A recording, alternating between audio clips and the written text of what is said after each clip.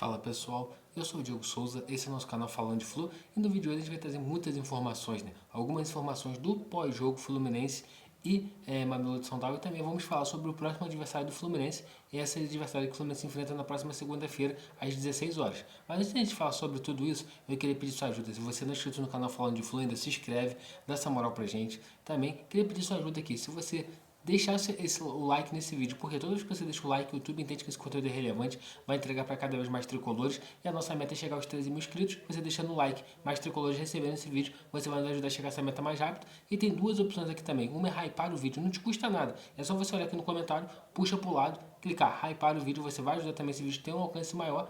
E temos clube de membros ativo, precisamos aumentar nossa base de membros aqui no canal, então se você puder se tornar membro, a partir de R$ 2,99 você se torna membro do Falando de Flu e dá uma moral gigantesca pra gente. Se você puder, vai ajudar muito. Agora, sem mais delongas, bora pro vídeo de hoje. E vamos começar falando de quem vai ser o adversário do Fluminense nas oitavas de final desse Mundial. Fluminense que poderia enfrentar River, Inter de Milão ou Monterrey. Boa parte do jogo ontem, né, o Fluminense ficou muito próximo de enfrentar o Monterrey, porque o Monterrey estava ganhando no Arrowhead por 3-0 e Inter e River Plate vinha empatando também 0-0. Mas só que no segundo tempo o River teve um jogador expulso, acabou não conseguindo manter o mesmo ímpeto ali, né, de tentar atacar o adversário, e a Inter de Milão conseguiu fazer seus gols e se classificar em primeiro do grupo, automaticamente enfrentando o Fluminense. O Fluminense vai ter um jogo bem complicado contra a Inter de Milão. Muitas pessoas, né, atribuem que a fase da Inter não é muito boa. A Inter trocou de treinador recentemente, o Inzaghi saiu, né, foi treinar o Al-Hilal, chegou o Kivo, ex-zagueiro da própria Inter de Milão.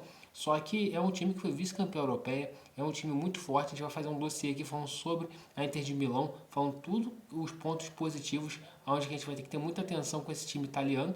E de fato, no Super Mundial estão invictos, né? Empataram na estreia contra o Monterrey, venceram o Urawa Red por 2-1 e venceram o River Plate também. Então isso tudo nos leva a crer que a gente vai ter que encarar um jogo muito bom, né? É aquela chamada jogo da vida para a gente poder se classificar. Mas não teremos vida fácil nesse jogo contra a Inter de Milão. Mas o que de bom que tem, a gente chegou nas oitavas.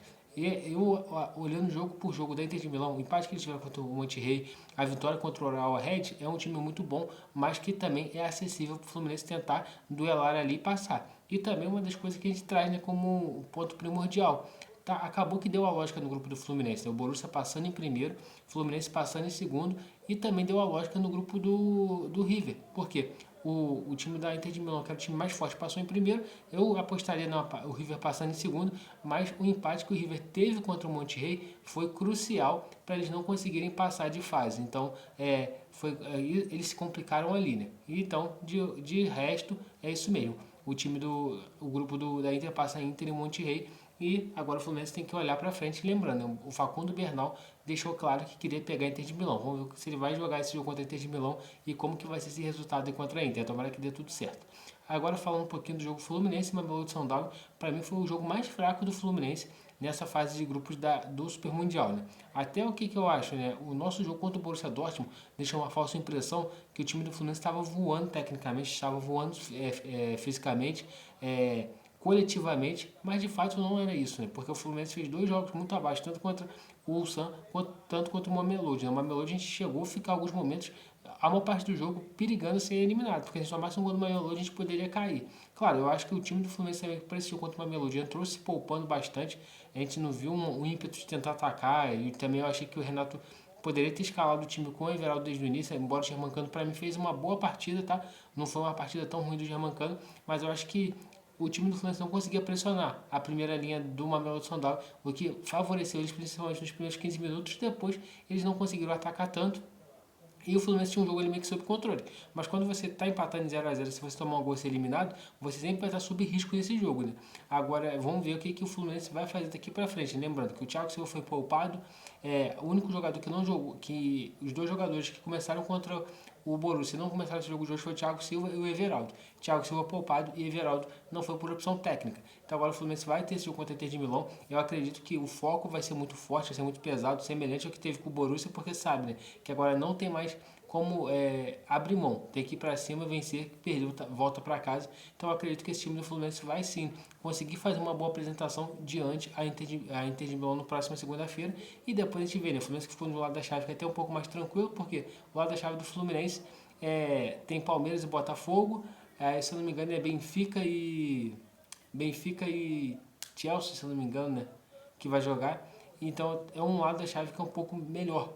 Ao outro lado da chave tem PSG, tem Bayern de Munique, tem times mais pesados, né? Claro, ainda a gente pode ter do lado da nossa chave um Manchester City, uma Juventus, mas a gente vai saber melhor a partir de hoje, né? Que esses times começam a decidir suas vagas, mas de fato agora o Fluminense precisa focar na sequência aí, né, desse Super Mundial, pegando Inter de Milão e pensando em chegar às quartas de final. Eu acho que é possível se chegar às quartas de final, agora tem que ser fase a fase.